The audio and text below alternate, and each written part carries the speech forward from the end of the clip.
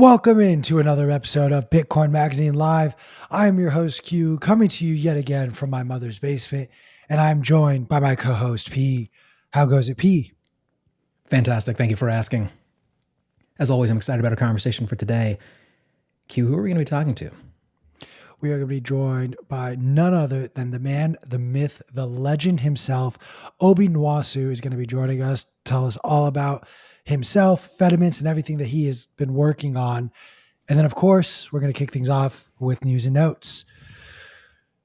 And I would just like to say, welcome to Bitcoin Magazine News on this Thursday, November 3rd. I'm going to start it off by saying, do as I say, but not as I do. Gary Gensler, the hero of Bitcoiners, my favorite politician, I guess, kind of, but not really, pulled a full-blown Hillary. What do I mean by that? Well, it looks like Representative Tom Emmer has come out and called out Gary Gensler, saying you need to hold yourself and your staff to the same standards you are holding other businesses and industries to. Turns out, Gary Gensler and fam are using personal accounts to communicate with one another. Literally exactly what Hillary's email debacle was all about, exactly what the fines that were paid by, I believe it was JP Morgan that was using WhatsApp, and we discussed this about 2 weeks ago as well. Gary, my guy, come on now. The hypocrisy of politicians does not surprise me, nor should we be surprised by this. But I do think it's worth pointing out, like, if you were up in arms over Hillary Clinton's emails, you should be up in arms over Gary Gensler doing this. Like, full stop. To me, there's no difference. But Chris, am I pontificating a little too much? Do you see a difference? No, I think the hypocrisy, you're hitting the nail on the head, where he's just like using all these back channels. He's calling for, regulatory clarity from cryptocurrency businesses and the Bitcoin businesses, but then he's using back channels to talk to his staff and staffers. So I just think it's really hypocritical and it's shitty. I mean, this is politicians gaming the system and literally what people hate. How many times do you think he asked his colleagues, like, buy the fucking dip?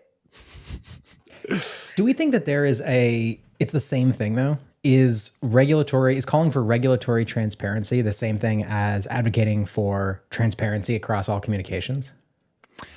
So this is a fair question. And I kind of go back and forth on this because I do not want my communications to be disclosed or publicized in a way where the government can just hit up Twitter and be like, yo, let me see Q's DMs, or God forbid anyone ever sees my drafted tweets, or like the way they reached out to Facebook, the state of Texas. We talked about this story where the state of Texas got a warrant, went to Facebook, found out that some girl like drove and got an abortion, and then they dinged her and her mom for doing that. Like those type of things, that's a very authoritative state to live in, and that's not a very freedom-oriented country. That's something I would expect out of somewhere like China.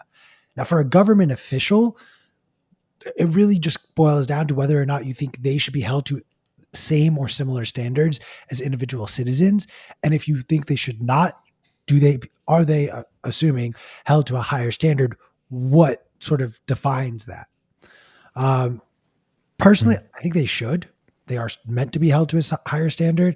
I think, you agree to be a public servant. And I do believe that if there are certain things like, hey, we require your communication within your staff to be done at a certain space so that we can all be aware of what's being said and done, that is, in my opinion, healthy for accountability purposes. Because otherwise, like who is going to hold the government accountable if they themselves can just decide, I can do and say whatever the fuck I want to whoever I want and no one's ever going to see it?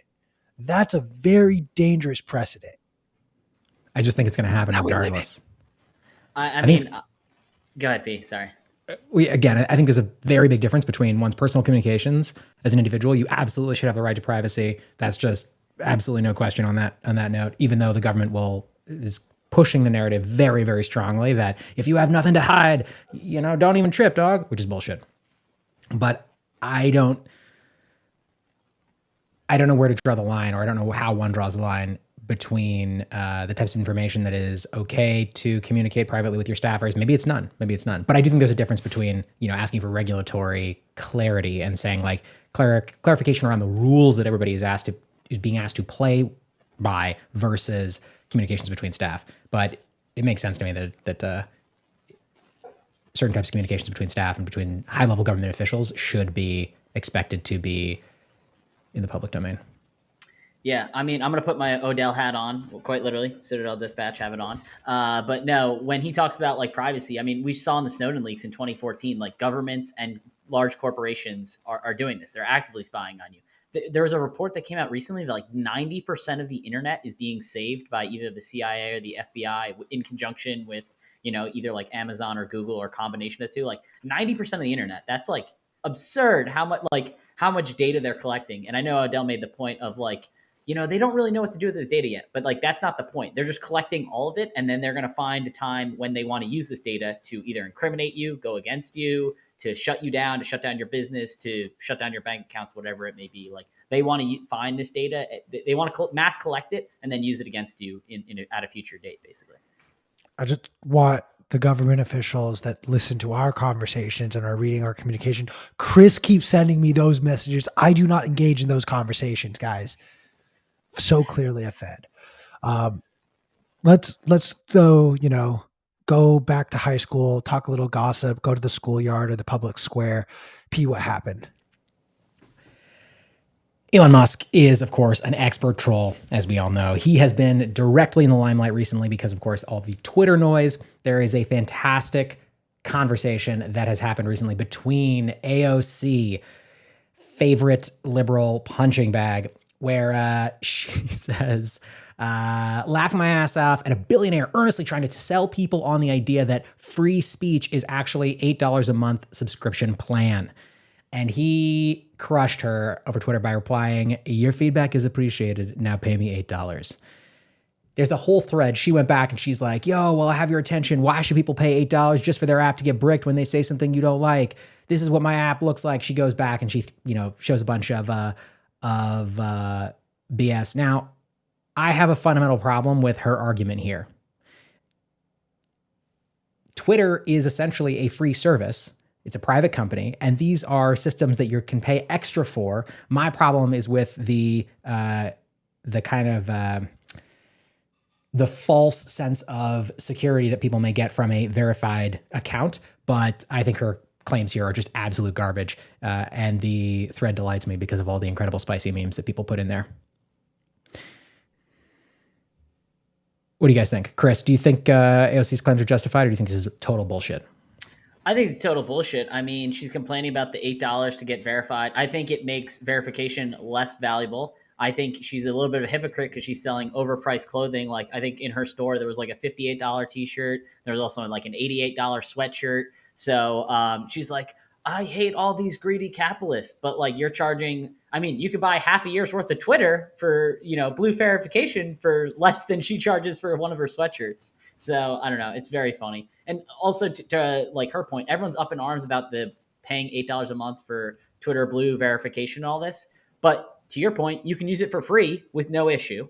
And also people don't complain about the price of Netflix, Hulu, all these other entertainment platforms that they do not harp on. Like, it's like, I don't know. Q, you want to say something? I don't agree. Like, I saw that tweet that you sent out and I was like, there's a difference inherently between social media, which we have at this point ingrained into society to be free, i.e. we are paying in our data that we provide to this service, but we create the content there for them. That's why YouTube is free for the most part. You can pay for that no ad version of YouTube. By the way, shout out to the YouTube fam. Make sure to like and subscribe down below. However, Netflix produces their own content. Hulu produces their own content. Like, they are paying money to give you content for you to consume. So you do need to pay to consume that content. Whereas, like, to be honest, someone needs to pay me to go on P's Twitter and like watch the videos that he posts and read the things he posts. So I mean, I don't think that that's a fair comp to say that, oh, you're willing to pay for Netflix, but you're not willing to pay for Twitter. It's like, I'm not going to pay for Instagram. I'm not going to pay for Facebook. I'm not going to pay for Twitter. Well, I guess I will say, like, yeah, to your point, it's valid, like, that everyone's the creators, so they're making free content for them to monetize, but they do have to run the servers, one. And then they just sell your data anyway, where Netflix or a Hulu or whatever, not only do you pay for the content, but they also sell your data. So it's like, you're damned if you do and you're damned if you don't. I guess to my point, or to getting to the final point of it, is you can still use Twitter for free. I guess maybe down the future, if he says only paid users are able to use it, maybe I'll have a different complaint, because obviously I like the platform a lot. But to that point, then it's like, then maybe I need to find a new platform or build my own. And I think that's part of what the Bitcoin community is trying to do. Peer-to-peer communications, peer-to-peer money, peer-to-peer, a lot of things. I understand there's drawbacks and setbacks and benefits to both. I also think it is worth pointing out, not to interrupt you, P, but, David Sachs, who is also a member of the PayPal mafia with Elon Musk, is in this inner circle that Musk has brought in. They've talked very openly about creating some sort of a payment platform. I see in the chats in that thread that Mark Moss, as well as his video from yesterday, he really went down that rabbit hole to explain like what's really going on. Because let's be real, Elon, while he may be the world's biggest troll, isn't spending 1/4 of his entire net worth to just buy Twitter to dick around. Like, there's very clearly something larger at play here. And if it means that they're going to finally revamp Twitter to be that payment platform that circumvents the government the way they aspired PayPal to be, it'll be interesting. I just have to caution everyone and say, like, you got to remember, you're talking about the Doge god himself, Elon Musk, and the largest Solana bag holder in David Sachs. While we may be hopeful and would love Bitcoin to be involved in that conversation, I do just think it's less and less likely. So I guess my final question on this topic before we move on is, if Twitter legitimately goes into shitcoinery and you can pay using Doge and Solana, but it does not have the payment rails for Bitcoin, will you stop using Twitter? I mean, they already have like NFTs and shit on their platform, and Right, but I don't. right now you can use Bitcoin. I'm saying they will take that off in this scenario. I don't use Twitter for payment anyway. Like, I mean, they added the feature; it's very cool. I don't really use it at all for it. So You don't tip me, bro? No, I don't tip you, Q. Am I not your favorite Bitcoin content creator though? You are my favorite, Q. It's just I just don't tip you for it. I'd rather get it for free. So I guess that's the whole crux of this argument. Chris, you want to hit this one real quick? Or I'll just jump in and say, I think her claims here are absolute garbage. Like, it's totally insane, and they're both total trolls. And I think that Elon very deservedly dunked on her. Go look at the Twitter thread; it is absolutely hilarious. We'll put it in the link. There's just meme after meme after meme after meme. They're amazing. One of my favorites, which I'll describe here in words. I'll paint you a word picture rather than showing you the actual image, which would make more sense. Dramatic reading. Fuck you. It's things Elon owns, and it's like, what is it? It's like Tesla, SpaceX. Tesla, SpaceX, something else, and then AOC. And it's her like looking really upset. Go check it out. It's awesome. So I'll dive down some Bitcoin history now that we got that all out there. So 11 years ago this month, a pan of baklava was sold for 14 Bitcoins, a humble start to an amazing journey. This was tweeted out by Mandrick, the infamous baklava salesman, I guess is the best way to describe it. If you have not met Mandrick, he's a great follow on Twitter.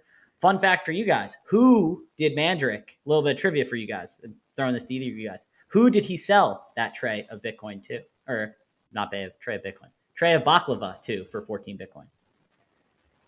You guys don't know. Satoshi. Jesus Christ. How wrong? Fedi? Roger Ver bought it. No! I forgot about that. You're right.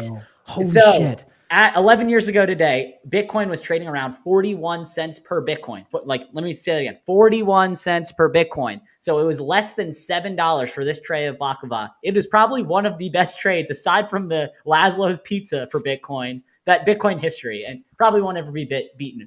Down at BitBlock Boom, there was actually 2 trays of Bitcoin, or I keep saying this, 2 trays of baklava auctioned off for about 13 million sats a piece. And he's like, yeah, it was pretty incredible. It went to the Defending BTC campaign for defending people that are getting under, basically being attacked through the court system. So it was a great campaign and great donation to that.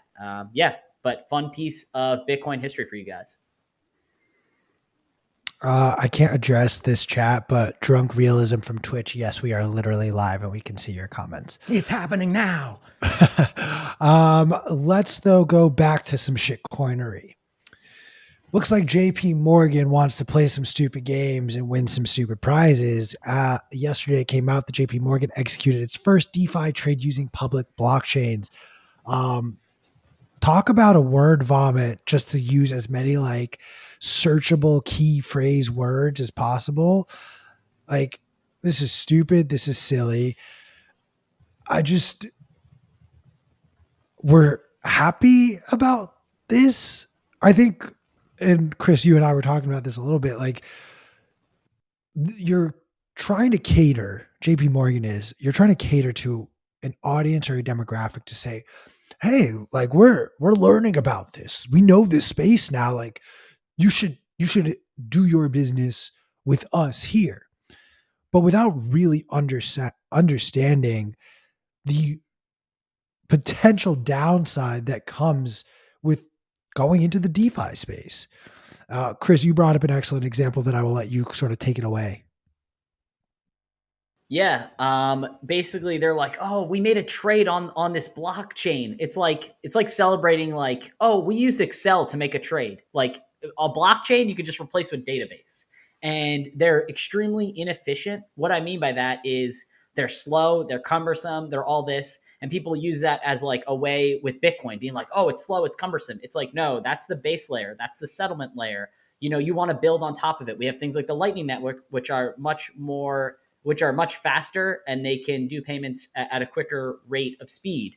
But be celebrating like we made this trade on the blockchain. It's like, why don't you just use a normal database like everyone else? Like, why are you like celebrating using this slow, antiquated way of doing it? The reason that it works for Bitcoin is you do not want people to have the power to print infinite money at no cost. And that's basically what Bitcoin hinders. Well, they do different things, right? Basically, you've got a public blockchain is optimized very specifically to be censorship resistant, decentralized, and allow you to transact in value without having that middleman. Whereas like a database, those are not traits you want in something, as you said, where you need a highly performant database. You might as well just use SQL for 99% of things. So this was really, really popular in the last bull run in like 2017. Everybody was like, put a blockchain on it. And so, you know, it's like, we're going to have lettuce on the blockchain. Companies like fucking Kodak were like, we're making a Bitcoin miner. Of course, it was all vaporware. Long Island Iced Tea, I think, changed their name to like Long Island Blockchain Company. And it was all just bullshit. So it's very funny to see a company yet again trying to capitalize on that. I feel like there's some meme in there. It's like, you know, fucking 2017 called, they want their blockchain back. Absolutely no. I mean, look, it looks like the FOMO is going to start kicking in too, P. Like there are other banks now already talking about this. P, that was your tee up for Goldman. I do what I want. So, Goldman Sachs is seeking to impose order on the expanding crypto market. Specifically, they are also, as you said, trying to shitcoin. CNBC reports this and shouldn't surprise anyone. Everybody's trying to make a buck. It's interesting as we talk about that this is happening even during a bear market. This is usually stuff that happens during the bull market. And that in and of itself is extremely bullish for Bitcoin. Yeah. Yes. I just think, to Chris's point, like one of these big banks is going to get wrecked and go crying to mommy and daddy, i.e. the Fed. And then they're going to just, it's not fair. I got rug pulled. Like you got to make more laws and like, don't ever do that voice again. No more. The voice is horrible. That's what Jamie Dimon sounds every time he talks to Papa Powell. Fair. Papa Powell, like bail me out more, please. It hurts. It hurts my ears. They're bleeding. Stop, please, sir. All right. Let's take it back to Bitcoin. John Carvalho, who we had on the show, went on a Twitter rampage a little bit. Break this down for us. This goes into the more technical aspects of Bitcoin, right? Bitcoin is an open source system, and Bitcoin Core is hosted on GitHub. People are constantly submitting issues, requests. There's really, really detailed discussions. There's the Bitcoin mailing list where a lot of these discussions happen as well. And there is a controversial item that has come up recently that is associated with and directly related to what's called RBF. RBF stands for replace by fee, and it is a way that when you submit a transaction, a Bitcoin transaction to the mempool, if the transaction fee is too low, or if it's appropriate, but you want to try to kind of preempt it being mined into a block and send it somewhere else, you can use an RBF transaction. What that does is it lets you essentially bump the fee that you have kind of offered to pay to miners if they mine it into a block, and then you can send it to a different address. Now, the controversy is around the proposal to change a flag in the way that Bitcoin Core nodes run that would accept these RBF transactions regardless of whether that first transaction had successfully sort of signaled for it. So when you submit a transaction, a Bitcoin transaction, there is an opportunity that you have to basically say, this is available for RBF, or this is not eligible for RBF. And this proposal would basically make it so that nodes would, by default, say, we don't give a shit whether you flagged deferred initially. If you want to make an RBF transaction on top of an initial transaction, we'll accept it regardless. Now, several companies have basically posted and said, hey, wait, don't do this. Do not enable this. And the reason is because their argument is if there are companies that allow what are called zero confirmation transactions. So companies like Moon Wallet, which is MUUN, which is one of my favorite Bitcoin wallets, the one I recommend, 9 times out of 10 for people. BitKit. There's other companies that rely on this flag in order to be able to do effective risk analysis, so that when you submit a transaction, they're able to basically say, like, we're going to accept it after doing risk analysis before it's confirmed on the blockchain, before that approximately 10 minutes has elapsed. So these companies, when they saw this proposal to basically say, we don't give a shit if you flag initially, we're going to accept RBF transaction regardless, they jumped in and said, hey, don't do that. It will fuck up our business, because we use those zero conf transactions to basically support a really effective and easy user experience. So John Carvalho is he's coming down on this because it affects the type of transactions that he wants to be able to utilize and that he has historically been invested in. And Moon Wallet has also said the same thing. It's a really interesting discussion. There's a lot of different sides to it, but essentially, to boil it all down, it's basically companies don't like this, that need or want to be able to use what are called those zero conf transactions in order to support a seamless user experience. I tend to think, it doesn't really matter, because there's ways to get around this anyway. If you submit an RBF transaction, the fee is high enough, someone is going to accept it regardless. So, but it's a very interesting, dialogue that's playing out in the public forum. Yeah, I think to your point, Pete, like, it is very interesting. He's claiming it's going to break it, and to your point, I think there's ways around it that wouldn't cause Bitcoin to break or cause any issues. Maybe it would cause some disruptions to his business and a few others, but I don't know. We'll see. Consensus is a very difficult thing to figure out in the Bitcoin space, as many people have seen. Chris, let's switch the gears though a little bit and go to mining. Yeah, so Compute North is obviously, as we've said, they've been dealing with some troubles, some bankruptcy issues. So they have paid $3 million to their executives the day before it declared bankruptcy. So at first, when you read this, you're like, executives getting away with money. But I actually worked at a company that, prior to me getting there, they actually filed for bankruptcy as well and tried to do a reorganization. In the process of doing that, the day before they filed for bankruptcy, they did the exact same thing. Executives paid out crazy bonuses. I think that year across the company, like I said, before I was able to get there, the average bonus for every employee at the company was 14% of their annual salary, which is like blows it out of the water, where they normally do an average of like 3% bonuses per year. The reason that companies do this is to get rid of excess cash that they have. Because when you file for bankruptcy, any cash or cash equivalents you have on your balance sheet immediately go towards paying back the debtors, or the people that lent them money. So normally companies, what they do is they zero out their cash position and they give it to executives, people at the company, they just try and spend all the money right before filing for bankruptcy. I will say this seems like a fucked up thing to do, and I completely agree. But as P has said time and time again, show me the incentives, and I will show you the outcome. And basically, everyone's trying to align with their own incentives. Hey, do you mean forfeit over these $3 million, or can I give myself a bonus of $3 million and then file for bankruptcy?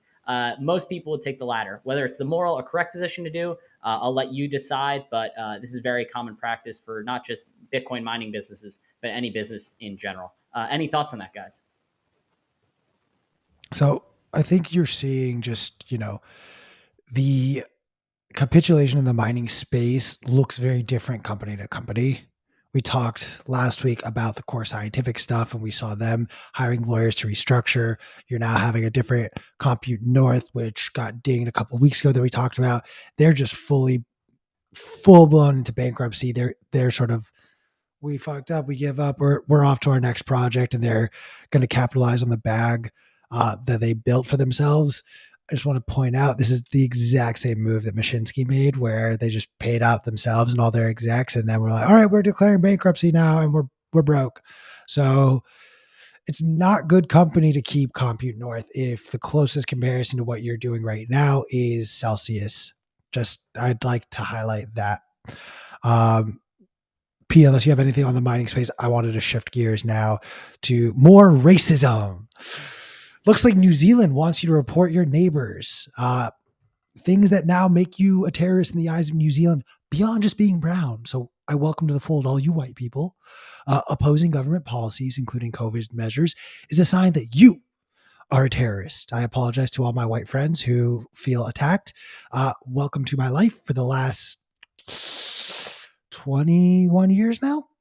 And look, I think this is interesting. They're saying, like, look, intelligence services want you to snitch on family, friends, neighbors if you suspect they have dangerous views, if they're building a bomb, talking about mass shootings, like, the white guy who shot up the mosque in Christchurch in 2019 and killed 50 people. Yeah, you're a terrorist. That guy's a terrorist. This will not have that effect, though. I think this is an interesting trend overall that we are seeing.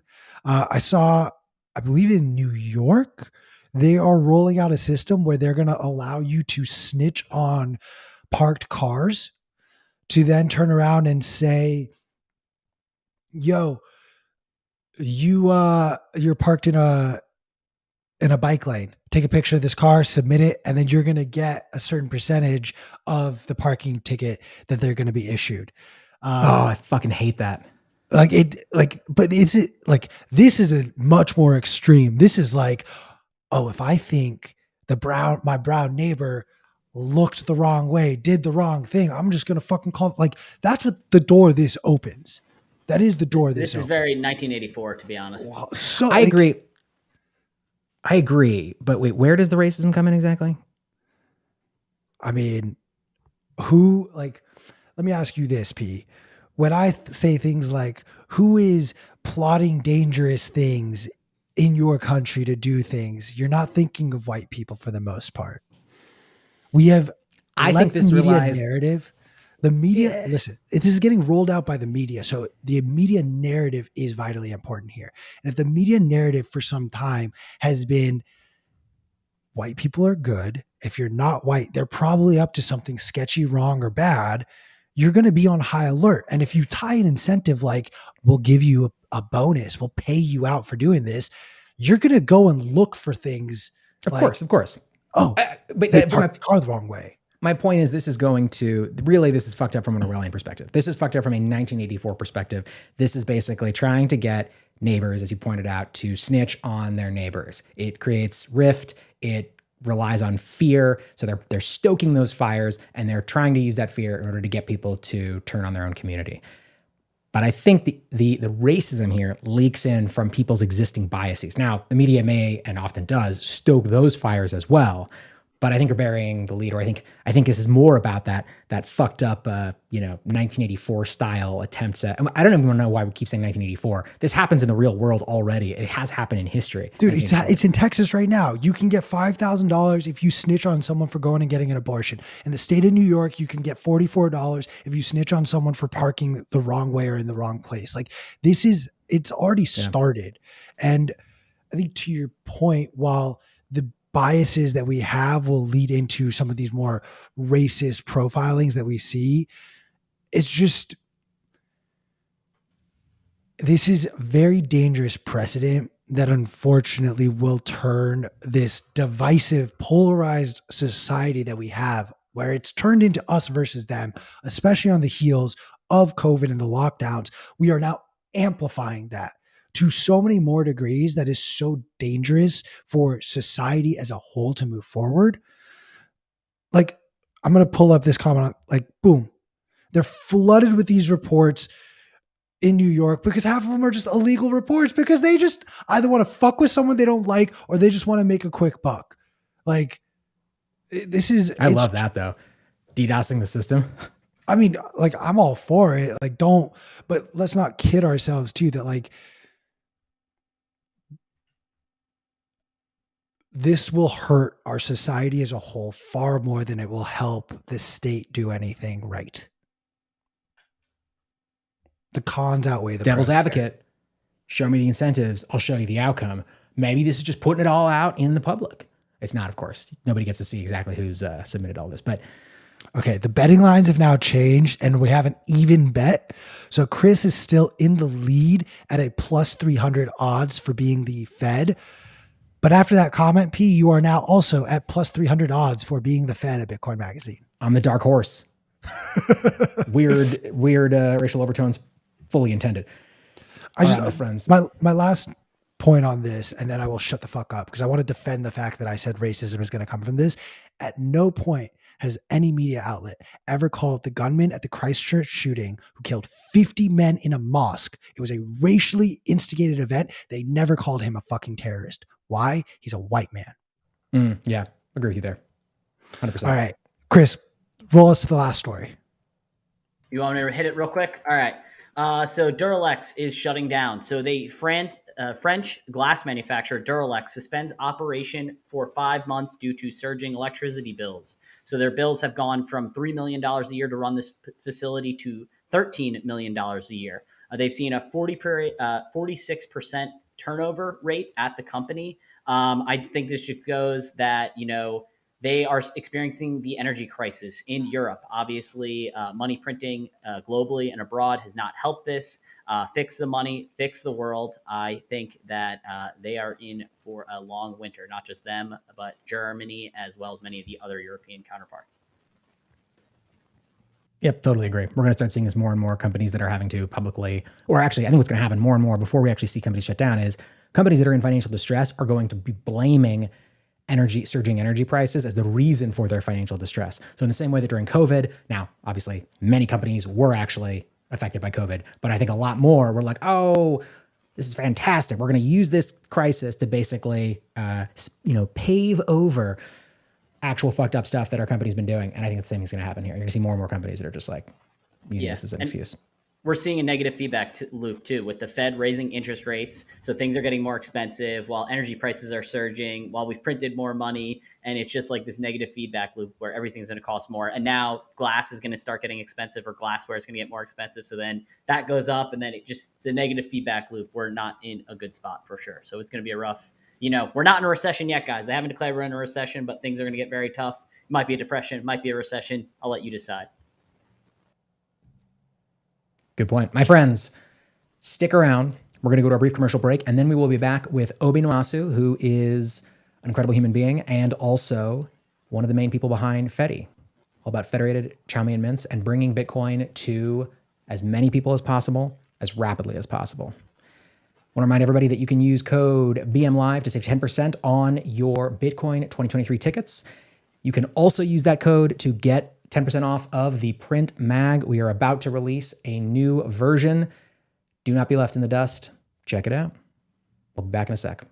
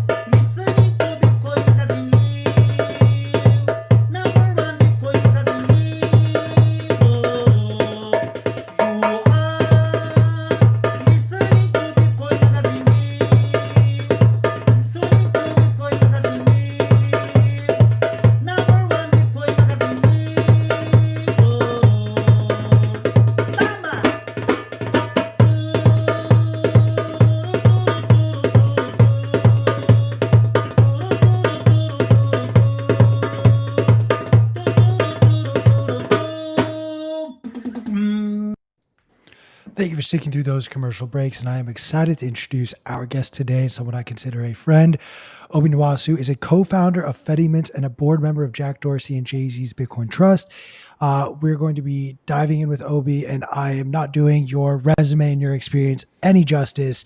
I will let you tell the audience what you would like them to know you for. But Obi, thank you for joining us and welcome. Hey, thank you for having me, guys.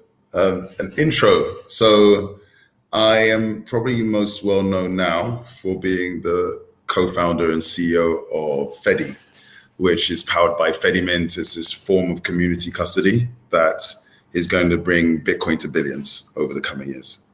And then beyond that, I am a board member at B Trust, which was a not-for-profit set up originally from a generous donation from Jack Dorsey and Jay-Z nearly a year ago now. And we're going to have some announcements around that, hopefully at Afro Bitcoin 2022 in Ghana. So there'll be, watch this space on that. And then finally, I am a board member at another organization called Gridless Compute, which is an African-based Bitcoin mining company, which is helping accelerate the electrification of rural East Africa by accelerating the adoption of renewables, only possible because of Bitcoin mining. And so that's also very exciting. But basically, it's all Bitcoin, all empowering the global South, all with global impact all the time. That's me. And, you know, I want to really emphasize this point because I think it gets lost in the fray of what Fedi and Fedimint in particular is supposed to accomplish. And it's not this, oh, let's buy this token and wait for it to moon and we'll get rich. This is a real world, present day. We need better money. And this is that solution to that problem. This isn't, let's go shitcoin and create a solution for a problem that doesn't exist. This is a real world problem that exists.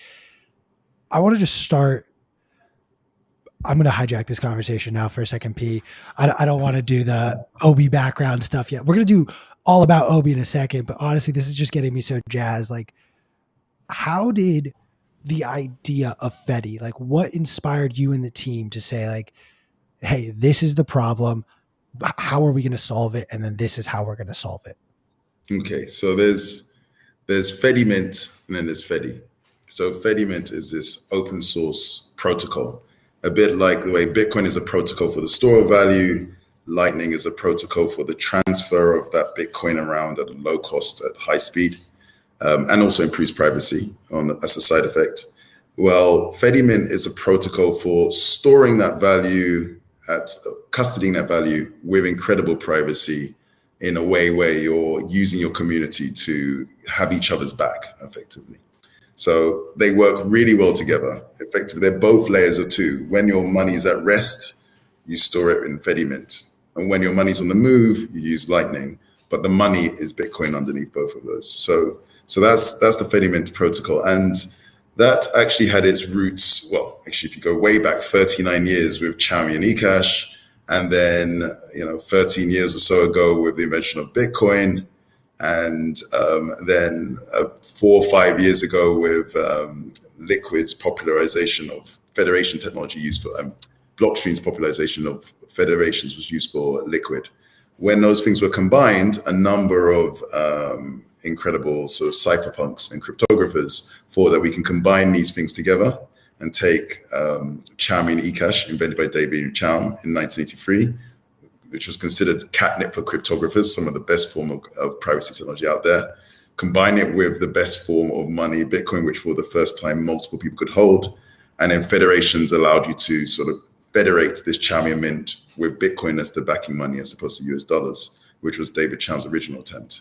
So work started 3 or 4 years ago, and there were a number of projects running in parallel, but my now co-founder, Eric Syrian, was working on one called Fedimint. And about 2 or so years ago, Blockstream saw it, got really excited about it, started sponsoring him. And about a year ago, I saw it when I was, and I didn't mention this, I ran the UK's longest running Bitcoin exchange. At one point, it had 70% market share of the UK.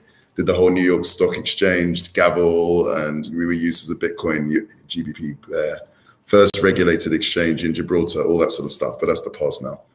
But while selling that company, I was looking for a way of getting people off exchanges, because I was getting increasingly concerned that there would be liquidity begets liquidity, and there's going to be increasing centralization around exchanges. I could see this sort of Orwellian future where there's half a dozen exchanges, each with 1 billion users each, with full visibility. More, in my mind, just as bad as having CBDCs by countries, because this is where we're going to end up with if we just carry on the way we're going. So we needed an alternative to custody on exchange. Now, the obvious alternative is first-party custody, i.e. do-it-yourself custody. But if you just look at the numbers, and if you look at the attitude to the people that we, for example, just at CoinFlow tried and talked to try to get to self-custody, we realized that with the best will in the world, you're going to get 5% of people, maybe 10% self-custodying, but that still leaves 90 to 95% trapped in these exchanges. So I was looking for a solution to get people off exchanges. I was at Hackers Congress last year. I bumped into Eric. We had a conversation. I suggested some of my ideas. He politely told me why they wouldn't work. And then I asked him what he was working on. He told me about Fedimint, and he saw it as this incredible privacy technology, which it is. But with my exchange operator hat on, I realized that this was actually a solution to getting people off exchanges, if architected correctly. And that's where Fedimint, I started getting involved. I started cheerleading it. And I talked about it at Bitcoin Miami. That led to Alex Gladstein asking me to go to Oslo Freedom Forum to talk about it more.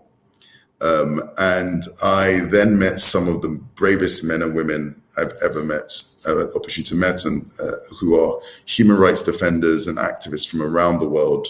You may have met, if you get to Ghana, I'm hoping you're there, you'll see Farida Nabarema from Togo, for example, Fadi Al-Salamin from Palestine, Roya Mahboub from Afghanistan, the creator of the first Afghanistan all-women's robotics team, when women weren't allowed to study, and so on and so forth. And the list goes on. And they were all realizing that the problems and the challenges they were having around the world, whether it was Latin America, Africa, or post-Soviet regions of the world, although they seemed very different, and the authoritarian regimes and dictatorships they were battling against seemed very diverse, they all had a common thread. Those groups used weaponized money, and through hyper levels of inflation and many other mechanisms. And so they realized that if they wanted to push back against these forces, they needed to be able to control their own money. So they weren't Bitcoiners, but they came to Bitcoin because they needed to solve problems. But they were running into scaling issues. They wanted to roll these out to millions of people at rapid scale in multiple of these regions. And what I realized there was that only Fedimint could do that. And so it went from this was in May, it went from Fedimint as an incredible open source protocol that we were supporting and letting organically grow. But I came back on June the 1st, talked to, and now the co-founders are growing to myself, Eric, and Justin Moon, another incredible soul. I explained what I'd seen and observed and who I talked to. And we all agreed that we needed to accelerate this. And so Fedi was born. And Fedi's objective is to take Fedimint as a base protocol and to accelerate the adoption of Bitcoin to billions of users over the coming years, because we cannot wait. We have a technology that allows for the rapid rollout of Bitcoin with incredible levels of privacy, high levels of safety, and direct integration with Lightning. So why are we waiting? There's no reason why. And that's where Fedi's journey started. Yeah, I think there's a couple things I want to jump in and just throw out there for people that are listening. One, you have participated in some incredible conversations at some of the conferences we put on recently, many other ones as well, but I'm just more familiar with the ones related to Bitcoin Magazine. So I'd highly encourage people to go, and we'll put them in the chat in a minute. But at Bitcoin Amsterdam, you had an incredible conversation, I think called Bitcoin is Borderless, really going into some of these specific examples of people who were being empowered by Bitcoin to escape these oppressive regimes. There's also a fantastic talk you did at Bitcoin 2022 on the open source stage, specifically about federated Chaumian mints and kind of really going into what they are. I thought that one was great as well. So if you're curious about this technology, or you want to hear more of the incredible conversations that Obi's had, I'd highly recommend you check those out. I also want to direct people to the awesome website that I believe you guys have put together, which is fedimint.org, that really goes through and explains what a federated Chaumian mint is and what it can do, with these like really well articulated images. So I think those are great resources. And shout out to Pete Wynn on that one. Awesome. He started off just deciding as a member of the really awesome Fedimint open source community, wanting to contribute, and he re-architected our sort of 1 or 2 page site into this incredible resource. And then Fedi, the commercial entity that's trying to accelerate, managed to snap him up, and he's now joined us, our product and education lead. Oh, that's fantastic. I'm so excited to hear that. And also, just to set context, you did an amazing job of it, but there was a conversation that you participated in with Matt Odell recently on Twitter Spaces, and I thought he did a good job of explaining why systems like Fedimint are, and Fedi, what you guys are doing is so important, which is that people will use the most people will use the system that is the simplest for them. And so really, you guys are trying to create a tool that's on the spectrum of, full self-custody, which can be very challenging for people, for the average person, certainly, but especially when you're trying to support people in countries who don't have access to as many resources as we do, in America or in the UK. So I really think of Fedimint and what you guys are doing at Fedi as being an important step. If you have like full self-custody on one side and you have like, being fully cooked and having all your Bitcoin on an exchange on the other, Fedimint is much better. And then somewhere in the middle, you have, having a hot wallet on your phone or something like that. Fedimint and what you guys are doing at Fedi is a really important step in the direction for being somewhere over here between, having a hot wallet, which some people may be at risk for getting stolen or losing, and, full self-custody. So I think there's a couple technologies in that vein, but I think you guys are really leading the charge there. Is there anything you'd add to that? Would you clarify? No, I think the realization is, well, first of all, there's 2 bits there about making it really easy and about sovereignty. So the gold standard, the Bitcoin standard, is self-sovereignty, and if you can do that, you should do that. And we should all aim to progress people towards that. And we as an organization have that attitude. You then have this other option at the other extreme, which is no sovereignty, which is storing your money with an exchange. And that is a problem. And I think that problem is just going to get bigger and bigger and bigger. And as the drawbridges, the way to transfer between self-sovereignty and no sovereignty gets harder and harder with increasing regulation, we're going to find people stuck, potentially, the risk is stuck on the wrong side of that drawbridge. But that's no sovereignty. What we provide is community sovereignty. So it's not self-sovereignty, but the community comes together to use their own God-given abilities to determine who within their community is acted with integrity, acted with community service, and acted with passion towards the community. And those people are effectively chosen to become the guardians of the Bitcoin and assets that the community has on behalf of the community. And so that is this middle ground from a sovereignty point of view. But once you do that, it allows you to do a number of things. This structure still maintains a number of elements from a user experience point of view as you have on an exchange. So you can have a user experience which is as simple on a day-to-day usage basis as using exchange for most of the members of the community. But it's simpler because you don't have the overhead of the sign-up process and the KYC registration process that you have with an exchange. It's scan a QR code and you're in. So you have a simpler experience than using an exchange. And because you have this community custody offering as well, it has the potential, and we'll show that soon when we release the product, to have a backup experience which is simpler but as powerful as the backup experience, the best practice backup experience for self-custody as well, but much, much simpler. So you can be signed up and using, there's no sign up, but you can be connected and using a Fedimint Fedi Federation in a matter of seconds, literally the entire process, which that's incredible. With other options. And you can have a user experience which is simpler than both other options as well. And but you get privacy without asking. It just happens. You get access to the Lightning Network without asking. It just happens.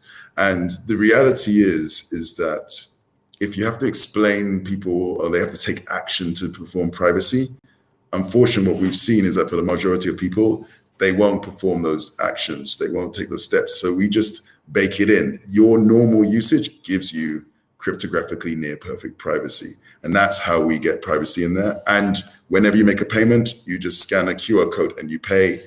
You don't even need to know you're using the Lightning Network. You just are. Yeah, and I think that's so important. I think, we're starting to see more and more applications, and of course, they're always the most successful ones, that instead of trying to be like, we're building this cool thing with Bitcoin, instead of trying to take things that exist in the modern era and then re-implement them using Bitcoin just because we can, which is, or we should, which is still valuable, being able to leverage the aspects of Bitcoin, the aspects of the Lightning Network that you truly can't beat using any other system, right? And then it just becomes kind of self-evident. It's like, as you said, it's like, it doesn't matter what specific, what you're using in the background. It's like, if it's just more performant, it's safer, it's more private, that's just the direction that people will naturally go towards. I just want to reiterate something you just said. I didn't realize, you said that it is basically you can just sign up and be using, or not even sign up, but start engaging with the system by scanning a QR code.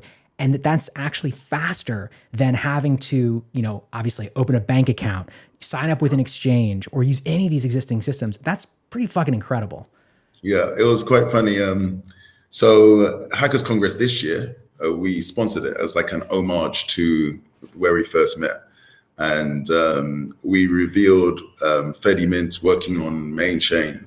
It wasn't using the Fedi app, it was using another app, because just like any other open protocol, there is no limits on who can create Fedimint capable wallets. So Paul Miller actually created something called Fluttermint.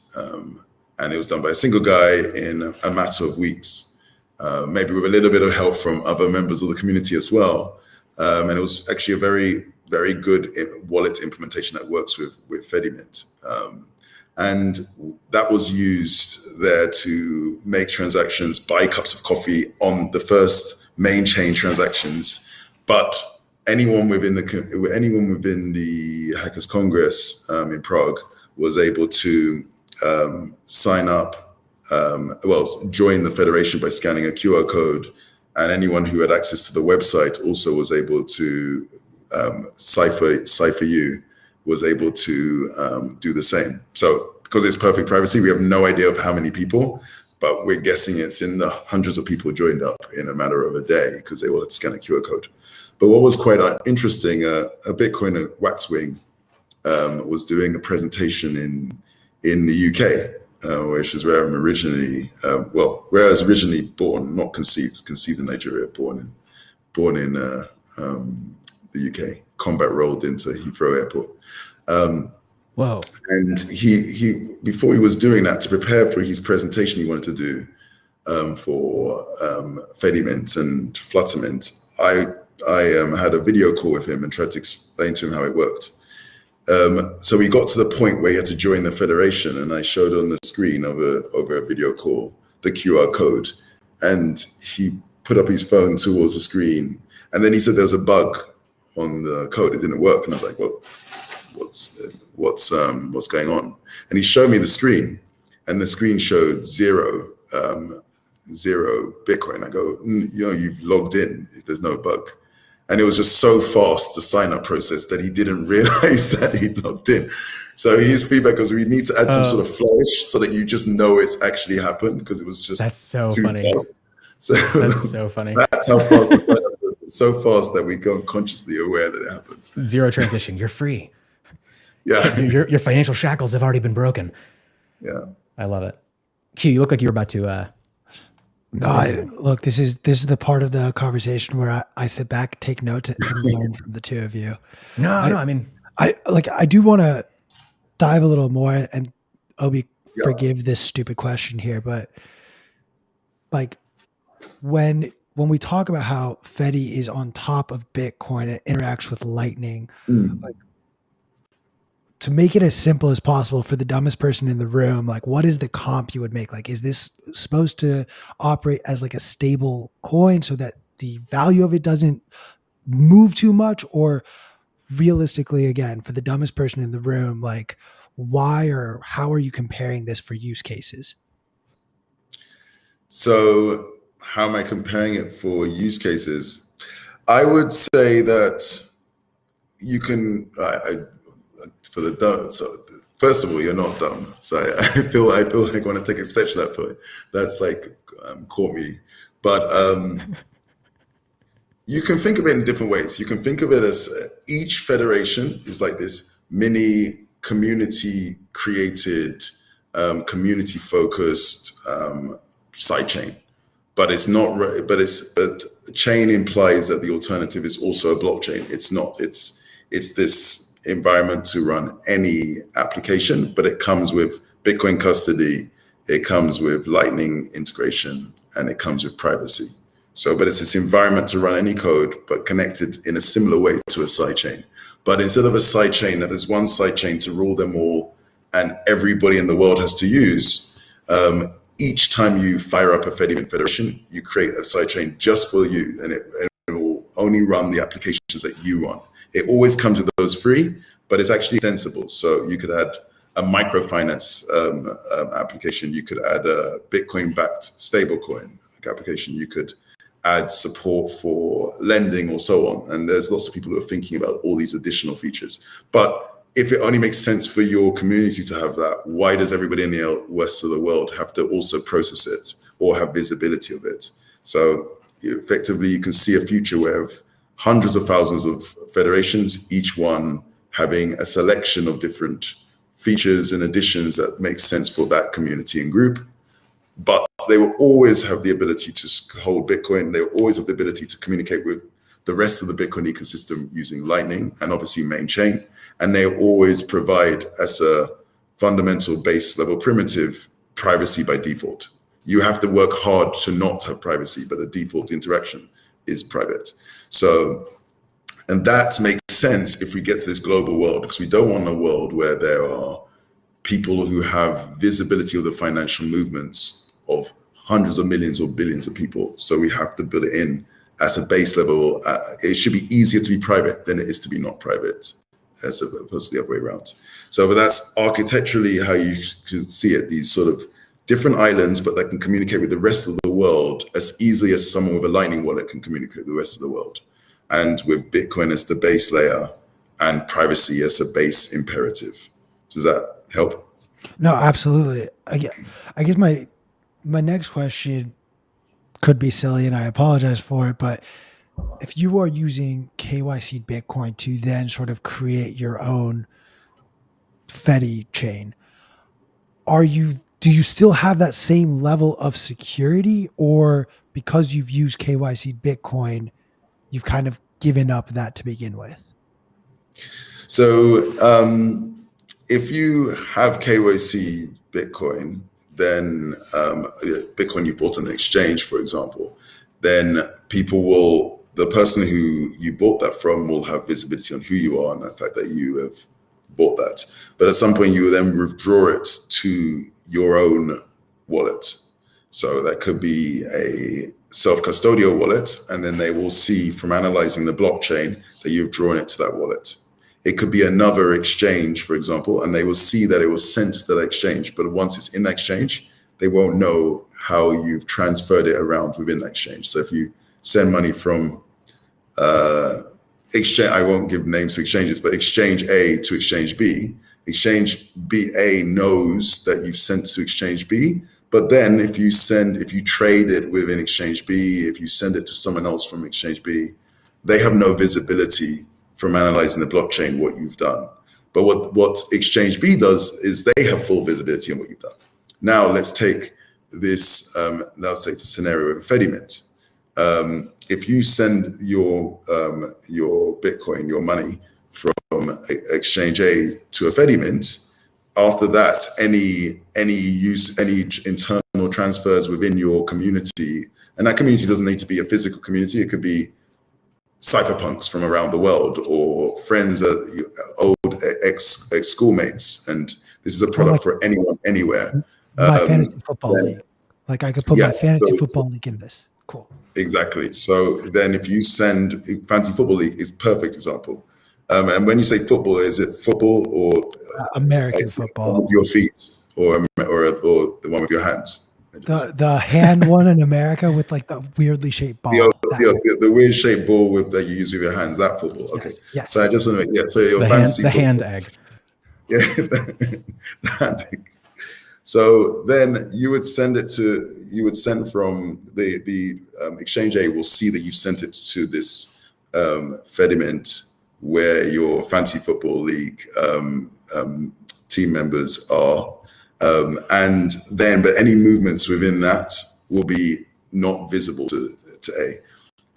But also the people who are the guardians, who have been elected as guardians of that federation, because of the Xiaomi and eCash protocol, have absolutely no visibility as well, unlike Exchange B.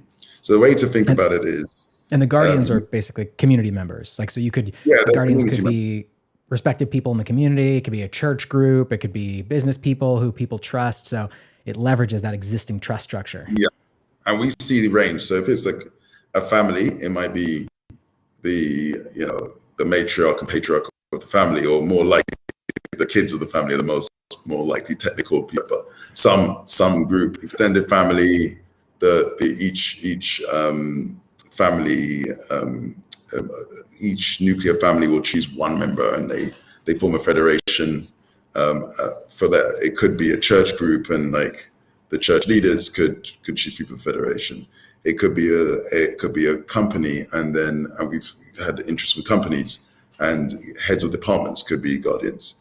It could be a town, and town leaders can elect guardians.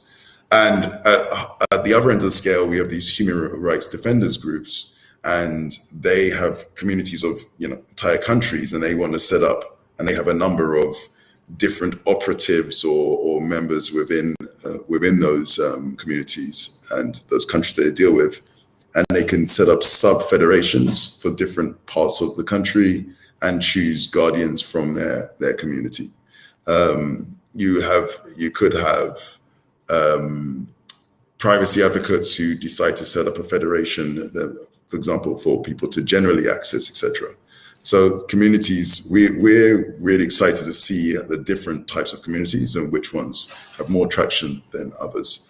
But if you just take this example, just let's say you have, right now, even the Lightning Network provides much improved privacy over using Bitcoin on chain. But there's still information that can leak from a Lightning transaction. If someone is paying close attention, they can track certain information. Absolutely. So let's say you are a sovereign individual with sovereign custody, and you have your own Bitcoin node, your own wallet, and your own Lightning node, which is that's the Bitcoin standard. And then there's your sovereign individual A, and then you've got sovereign individual B, who's the same. If I send a Lightning, having your own Lightning node is equivalent to having your own private road to your mansion. Yeah. And then you send to sovereign individual B. If someone's paying close attention, they may be able to work out that there's been a transaction between A or B, or some information about that, and who it's going from and to. If you now are, let's say, this city federation, let's say Las Vegas, and then there's another one, Reno. If you win Federation Las Vegas, any transactions within there as the saying goes, what happens in Vegas stays in Vegas. You're not going to be able to know anything. And even the people who are the governors of Vegas won't have any visibility on what is happening within Vegas. If you send a transaction from someone in Vegas, send some transaction to someone in Reno, all that you can have if someone is paying close attention is to know that someone in Las Vegas sent value to someone in Reno. And that's all that you can know. If they sent the value to sovereign individual A, then you know that someone in Las Vegas sent value to sovereign individual A.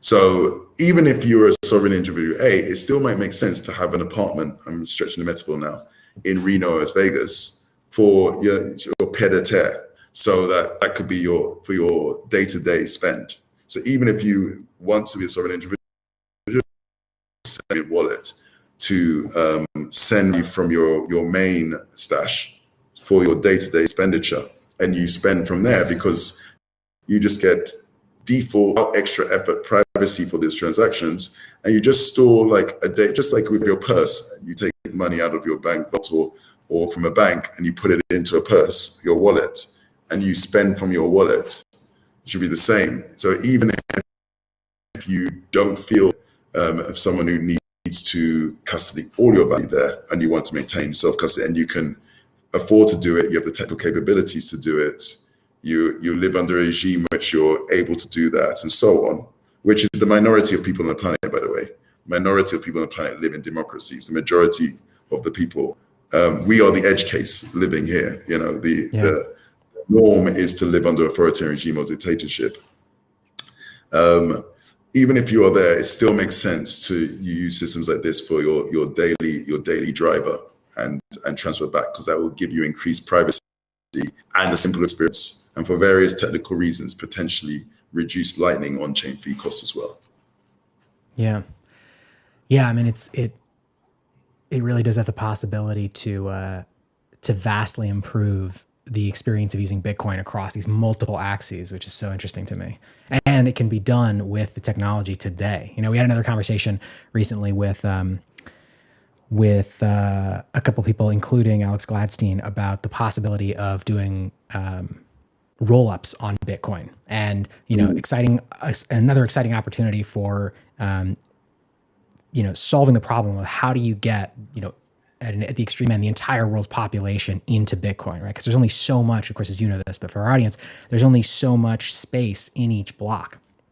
And and that's something that, it's an exciting possibility, but that's, years and years off. There would have to be another soft fork and all this other stuff implemented for that to even be possible. Whereas, what we're talking about here with federated Chaumian mints and what you guys are doing with Fedi is possible today. So yeah, it's possible today. It also has these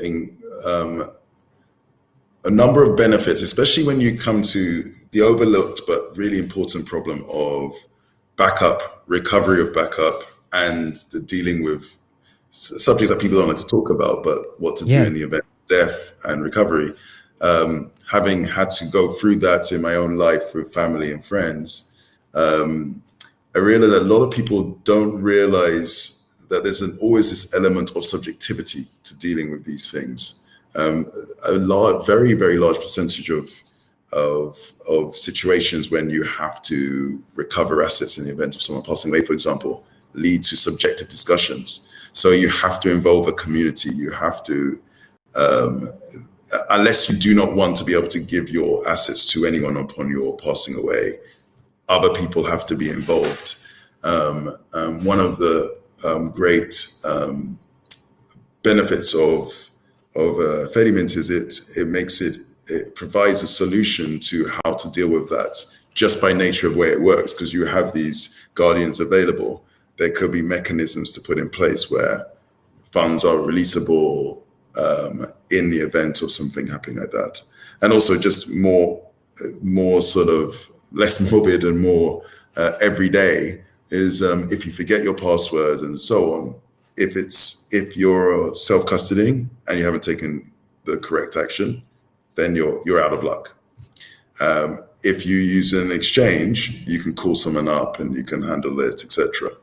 with Fedimints that are sort of community size and so on, we can have an experience which is similar to that of an exchange. You can recover. And in fact, actually, we're very excited to show it. In many ways, it's much better than that of exchange, because you're not trying to go to some stranger and convince them that you are who you are. You're going to people who've known you for their entire life. And so they know who you are because they know you. They gave birth to you. You gave birth to them. They're your best friend. And you have to get a quorum of them to agree that you are who you are.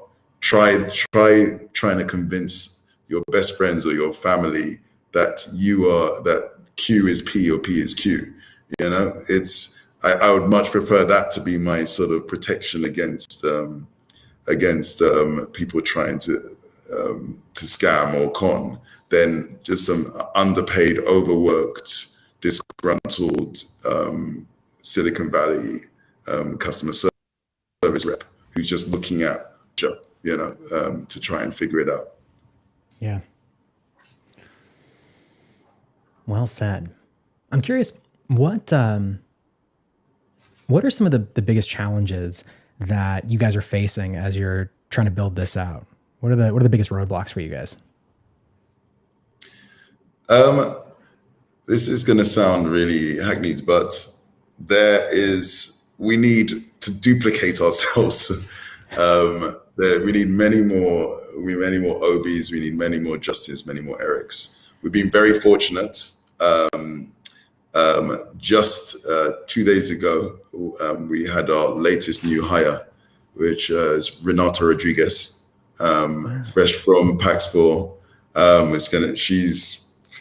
She's amazing, and she's going to be looking to help us roll out across Latin America and Africa. Because although this is a product for the world, we think that the global South has an incredible part to play to empower Bitcoin.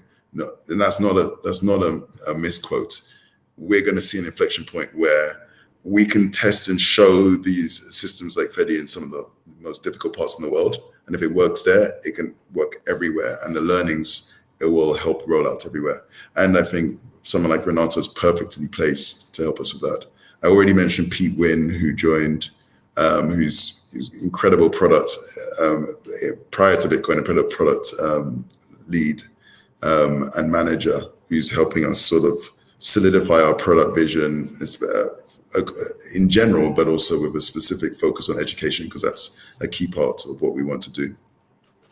And we also have DPC, who's joined us from BitGo, who was a senior staff engineer at BitGo. BitGo is the biggest custodian of Bitcoin in the world, incredible Rust engineer. And so we are, the list goes on. We have Leon Johnson, who is the founder of Advancing Bitcoin conference in the UK. Long-time Bitcoiner who's joined us for head of operations and so on. So we've got an incredible team.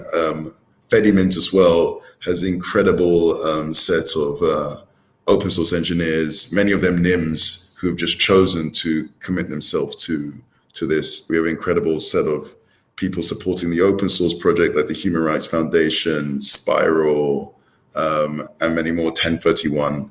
Plus we have, nine Bitcoin only VCs and angels who've supported Fedi, the commercial entity. But demand for what we want to do and its applicability to so many different markets is so huge that we just need more people. And this is weird because at the time, we're cognizant of the commercial, of the socio-economic environment right now. And so, although we've just raised and we're very well funded, but in a way that's even more important for us to accelerate the adoption, because we need Bitcoin is a lifeboat, and we need to have a viable solution to get people off rapidly, and that's off exchanges rapidly and out of the fiat system rapidly. And we think that Fedimint is that. So we will be looking for people who can help us take this thing, this sort of Google for Bitcoin, and grow it. So we want our Eric Schmidts, we want our Urs Holsters, these people who were key initial employees who helped this organization grow like crazy and meet its potential. So if anybody's listening who thinks they can do that on the overall operation rollout, mass accelerated rollouts across the world with an initial focus on the global south, if there's people who can help us as we want to grow our technology team rapidly and have sort of been there, done that, they're like, people like the equivalent of people like Strikes, Rockstar, and so on. Come talk to us. We'll be happy to chat.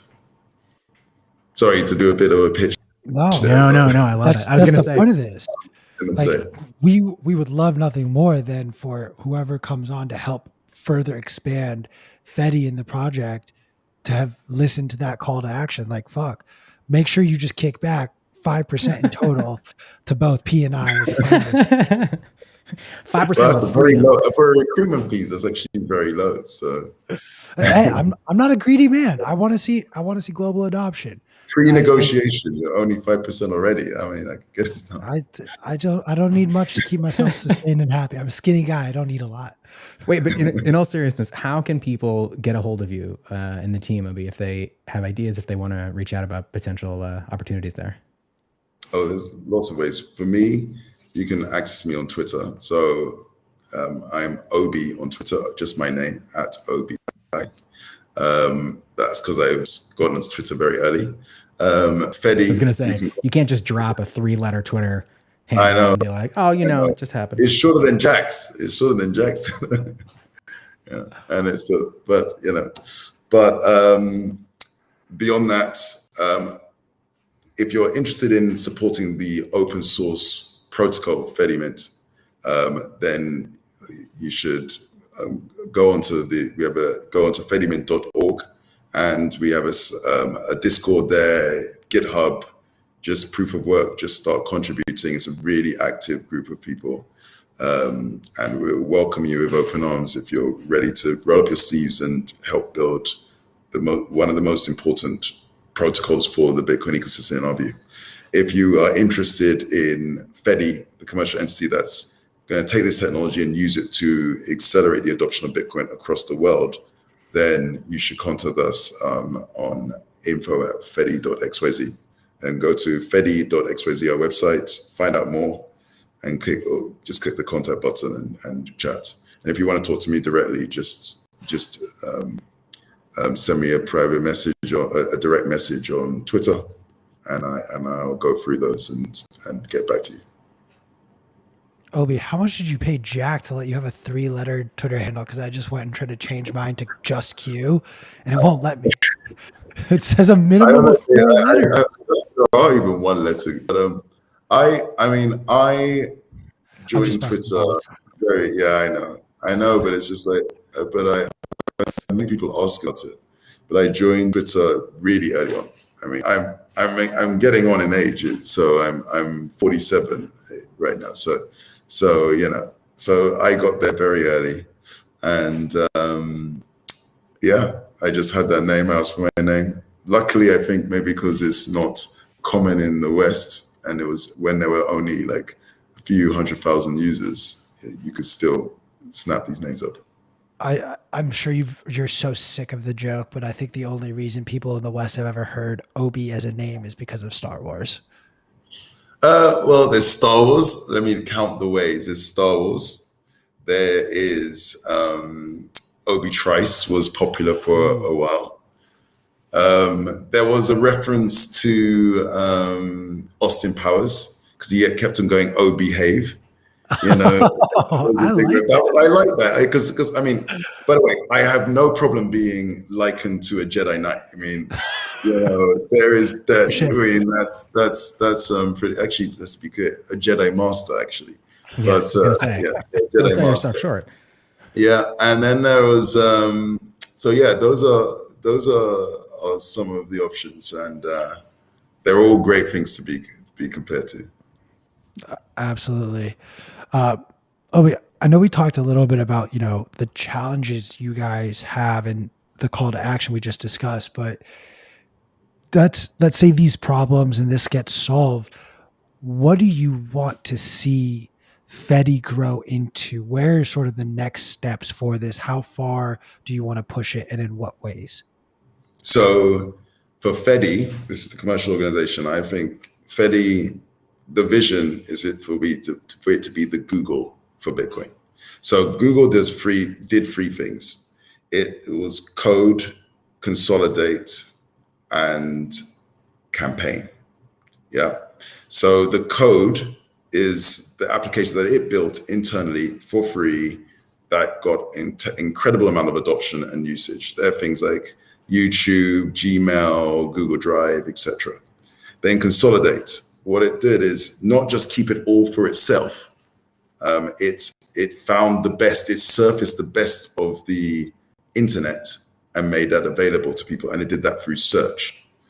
Yeah. And then finally, campaign. It used, in this case, AdWords to connect all these people to the best of the internet. And it earned money from doing that. We will do the same for Fedi.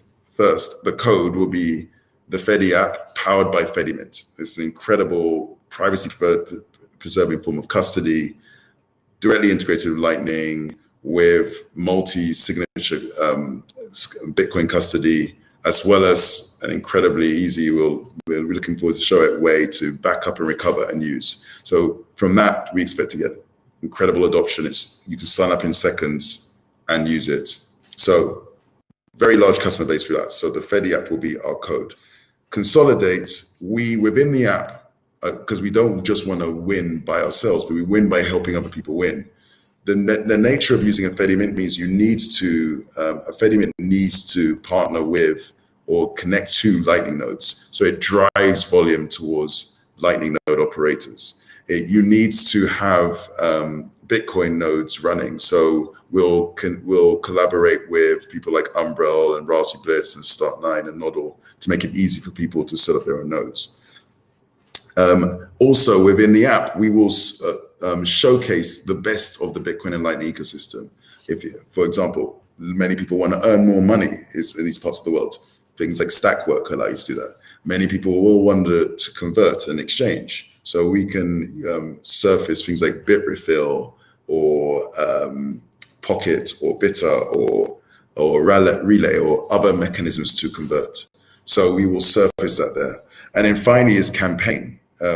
In the case of Google, they did it with AdWords. In our case, we will be hiring a number of people especially across Latin America and Africa, to go out and educate, onboard people to Fedimint, support them, and educate them not just about Fedi, but also about all of these other services and apps that we will be showcasing. So it will be driving traffic to the greater Bitcoin ecosystem. And if you look, most Bitcoin companies tend to be heavy tech, light business development.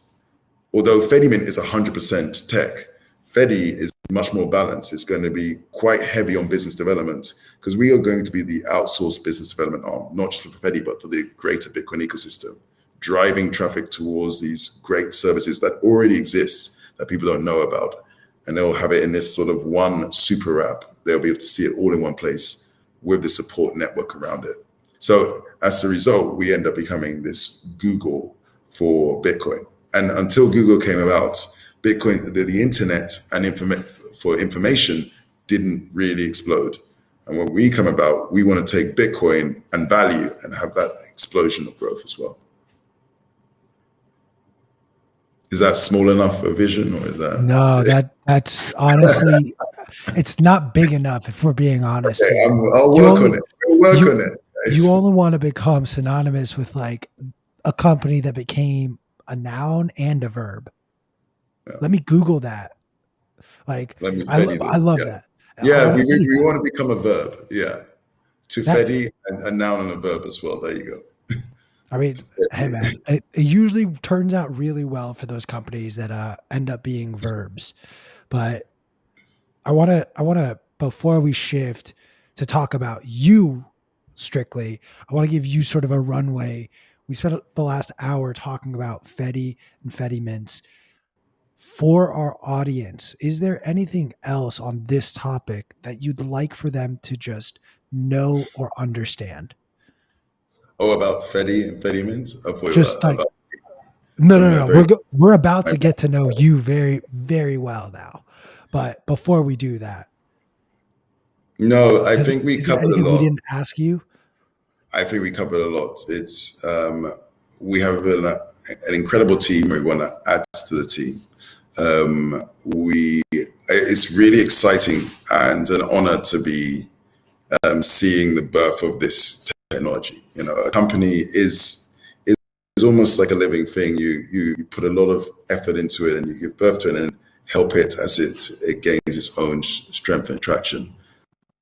And the potential, as we go by, every week that goes by becomes just bigger and bigger. When you see, I will also actually, one thing I do want to say, because behind the scenes, whenever I go to conferences, I've been to many, like probably a dozen in the last, in 4 continents in the last few months, and there'll be 2 more continents worth in the next 2 months. And people come up to me saying that I'm just the words of encouragement, saying how profound what we're doing is, how excited people are to see this, how the approach and the angle of this community custody feels right to them. And then there are messages on Twitter, emails on IM from all of these people. And I just want to say that we hear you, we are listening, we feel very humbled and grateful. And that's why we work around the clock with passion, with community service, with integrity, and we will continue to do that. So thank you, everybody who's done that. And please keep it up. It energizes us, and we want to give that energy back. It's a virtuous energy circle. That's the last thing on this subject, I guess. No, that was so beautiful, so well said, and I will just speak for myself when I say, like, thank you for doing this work, because this is the hard, often thankless work. This isn't the sexy thing that everyone's like waiting for. How are we going to get Bitcoin to be worth millions of dollars in USD? This is, how do we get Bitcoin in the hands of billions of people? How do we get them using it? That is far, far more impactful and far more important than number go up, in my opinion. Yeah, it's not billions of dollars, it's billions of people. Absolutely. Now let's rewind the tape. But we were going to do the part of the interview that we should have done at the very beginning, but I just got so excited when we went down the Fedi rabbit hole. So I apologize. But I know you've told this story countless times, Obi, but for our audience's sake and my own, would you care to recount just sort of how you came across Bitcoin? So let me rewind back. So before that, and then how I came across Bitcoin is a very simple endpoint, but the story makes sense. So I would say I'm an Anglo-Nigerian. So I was conceived in Nigeria, born in England. My parents were hardworking, working class. They sold everything to make it to the UK. And like any Nigerian parents, they wanted you to do, the classic doctor, architect, accountant, something like that. Very honorable profession. But I did initially it seemed dishonorable thing of falling in love with computers at secondary school. I heard about this thing called Computer Club. I went to it after school, saw these computers. First time I seen them actually in secondary school, not primary school. And they were playing games. I got infatuated, got really into computers. Before I was finishing my secondary school, which is, you finish secondary school around 18, then you go to university basically, sort of roughly 16 to 18. I was just consuming old copies of Personal Computer World magazine and writing programs, and it culminated with me writing neural networks. and I got to university, studied computer science and cognitive science, continued my interest in computers. While in university, the World Wide Web came out. This was like the early mid 90s. And my second love after computers came the internet. I worked while in university, a group of us, because we saw the World Wide Web there, NTSA Mosaic, which became Mozilla and Firefox later on. We worked on the first website for the BBC, and we worked on early sites for ITV and so on. So I graduated university and went into .com e-commerce and worked on what became one of the most successful online auction sites in Europe. Ended up being sold for $2 billion. So super into tech, super into internet. However, all the way through that, because of my background and because of my frequent visits back and forth to Nigeria, I could just see there was so much missed opportunity in the world. You had incredible brains everywhere. This is a worldwide phenomenon. This idea is not just in the West, but because of lack of resources and so on, the talent didn't always get surfaced up, and therefore the whole world misses out. Because right now there's probably 50 Einsteins and 50 Elon Musks out there, but they just haven't been found. And because they haven't been found, we all lose out. Imagine if there was 50 more Elon Musks and 50 more Einsteins right now, how much better we would be. So that just seemed like a really disappointing state of affairs. The fact that the world wasn't meritocratic, it didn't surface. So this desire to see the world to be more meritocratic, we had systems to naturally find the best people for a given task to do the task. And this sort of infatuation with the internet and computing, I carried on through my career. And then one day, 2011, well, actually it was over a period of about two weeks or so, a number of friends independently sent me this thing about Bitcoin. And I was like, this is right up your street, Obi. It's like technology, and it deals with meritocracy because fundamentally it's talking about this peer-to-peer digital cash system. And when you read the white paper and you understand it more, you realize that it doesn't solve all problems, but a big part of the fact that we don't have a meritocracy is because the money isn't meritocratic. So that's why it was my journey to Bitcoin, because of the background and history and interests. Many people, friends, my community, brought me to it and sent it my way. I read the white paper. I bought a little bit. I was in the middle of running a company at the time, a different startup. So I left it, but 2 years later, I'd sold that other startup. And my soon-to-be co-founder, 2013, suggested I do something on Bitcoin. I looked at Bitcoin and its price was still actually gaining strength from where I looked at it 2 years ago. And all the things I really loved about the idea, the technology and the philosophy, were still intact. So I thought, well, this thing has staying power. It has the potential to be the world's first meritocratic money. And if you fix the money, you go a great way to fixing many other issues.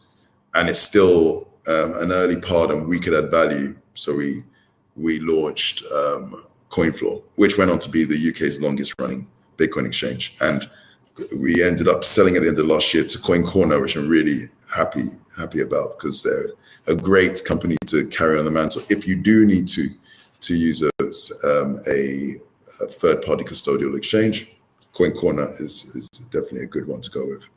So, but that was my journey. Obviously, I've been in the space now from first hearing about it. My maths is getting old maths. That's 11 years, but actively in the space, running an organization involved 9 years. So obviously, I still got a lifetime of learning to go, because Bitcoin teaches you new stuff every single day. And I've always had the desire to have lifelong learning. I never want to ever stop learning, because the day you stop learning is the day you start dying. So we should always be learning. And Bitcoin gives me that in spades.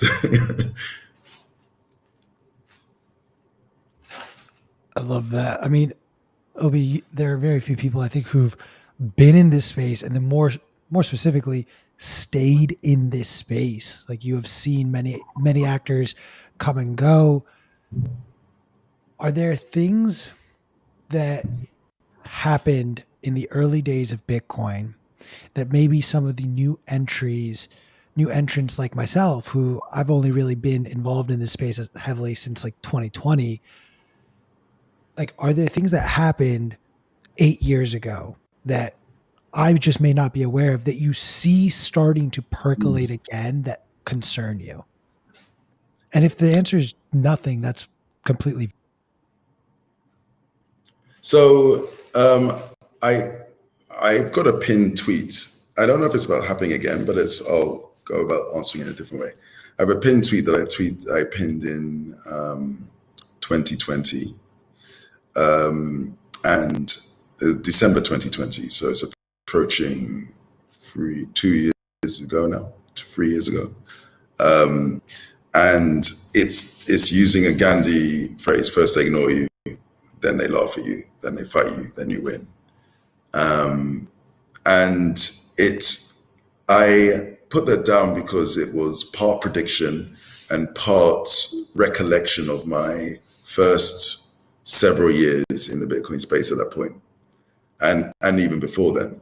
So what I'm suggesting is that from the time that Bitcoin the white paper came out, 2008, to about 2013, when we set up CoinFloor, and I'd already been in the space for 2 years then, so about half of that period. Basically, Bitcoin was ignored. No one really cared. No one really talked about it. And it sort of tied up with that. But then I noticed that from the point we started at this crazy time in 2013, because for the first 5 years of CoinFloor, we were literally just laughed at. We were literally ridiculed. I was invited to these Chatham House Rules events in the City of London because it was now more than something you ignore, but it was always like almost Snickers, like schoolboy Snickers in the back room when you were speaking. And it wasn't taken seriously.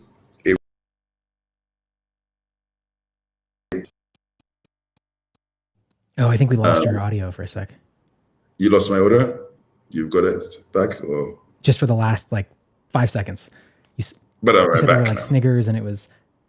Oh, yes, just basically, the shadowy hand was cutting out certain words just as I said it.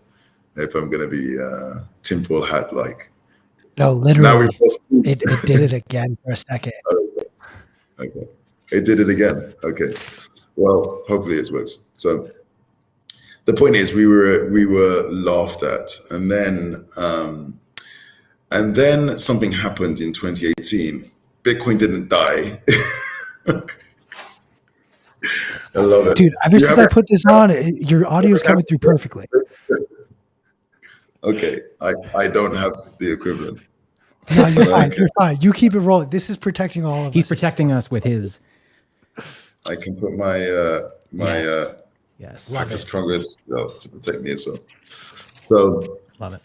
Yeah. So then I think it became the traditional financial space, and many others started to take note that they assumed it was going to die after the fall from nearly 20,000 to approaching $3,000 at one point, and it didn't. And that's when people realized, when this thing's not dying, okay, we realize this is a serious thing that we have to understand, and ideally attempt to co-opt. That was the point from 2018 onwards, where it switched from laugh to attack. But you have to remember, Bitcoin is an idea.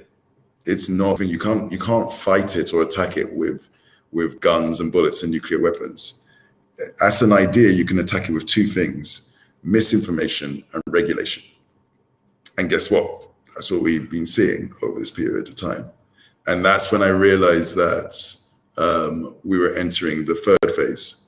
And my guess is that that phase is going to last 5 years, point of time. And that's why I've said that another 5 years, that 2023 onwards will be the period that Bitcoin wins. Because ultimately, just like in a computer game, you can only win a computer game when you beat all the bosses. And the final boss you have to win. So you cannot win that game until you've approached the final boss, you have that battle, and you pass through it the other side. And that's what I think is going to come. This sort of, we're going to have these twin forces of ever increasing misinformation, especially around the energy and so on and so forth, and ever increasing regulation. And we need to make sure that Bitcoin can win against both of those things. Once it does, then you'll see more reasonable regulation come in. And then you're going to see a subsiding of the misinformation, because it's clear that it doesn't work. And at that point, it has a negative effect to continue. And we've seen this play out with another decentralized technology already in the past. And that technology was BitTorrent. It came out prior to BitTorrent. If you wanted to get a movie, you had to buy them individually on VHS. You had to pay crazy amounts of money. And box sets cost you $50 for old movies. It was or you had to go to Blockbuster Video, and again, it was very expensive. You spend a lot of money to just hire something out for a few days. And everybody knew that this was an unreasonable amount of price. So in that environment, BitTorrent came out, and the movie industry, in that case, it was the movie industry and the music industry, less powerful than traditional finance, but still the same concept, very powerful organizations. And they tried everything possible to stop it. And it came to a head where it became clear to them that, you know what, they cannot stop it, and it's starting to have a negative effect. They're seeing a backlash amongst the community of trying to stop it. And adoption is just accelerating every time they try to stop it, because people began to realize that they couldn't stop this force. And that was when you saw things like Netflix and so on, these new breed of sites, which effectively came back and said, okay, we can't stop it. Let's now offer you a reasonable offering at a reasonable price. But I can tell you for sure, having been someone who's lived through that period, that if BitTorrent didn't exist, and if it didn't, and still remain as a credible alternative to unreasonable offerings from from the music and movie industry, we wouldn't have Netflix. They wouldn't have existed. We would have still had the situation we had that day. And so the same thing is going to happen with Bitcoin.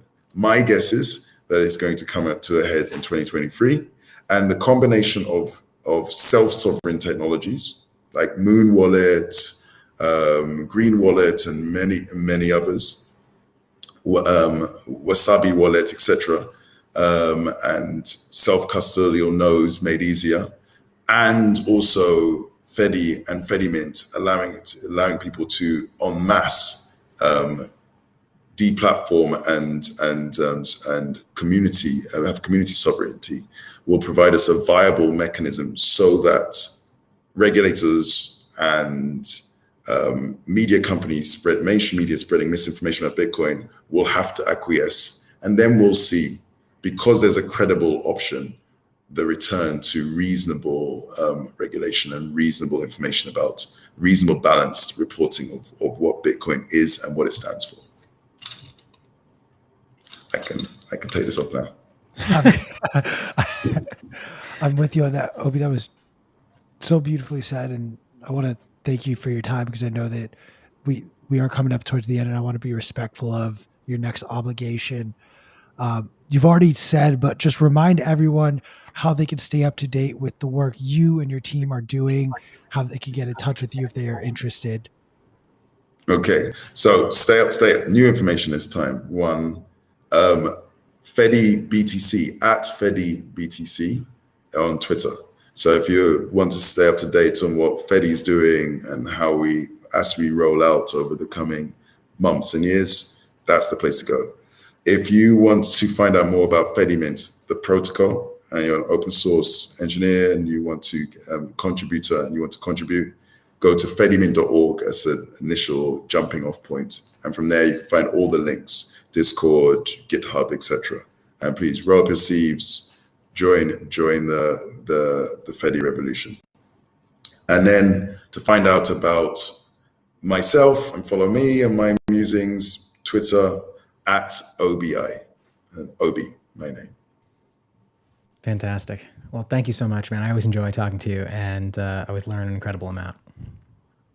Thank you, guys. It's really a pleasure as usual. It's been too long. I know. All right. Well, hopefully we'll get to talk to you again soon. And want to say again, everyone, go check out the incredible conversations that Obi has had at various conferences. He was at Bitcoin 2022. He was at Bitcoin Amsterdam. You can find all of those by going to our YouTube. And after, of course, you like and subscribe, you can search under our videos for Obi Nwosu, and they will all come up. Also, check out his appearances at other conferences. Like I said, he's done a lot of incredible stuff. I also want to remind everybody that if you have not already, you can use code BMLive to get your tickets to Bitcoin 2023, which will be absolutely incredible. You can also use that same code, that's BMLive, to get 10% off of the print magazine. Again, that will save you 10% on both Bitcoin 2023 tickets and the print magazine. We will see you tomorrow, same time, same place.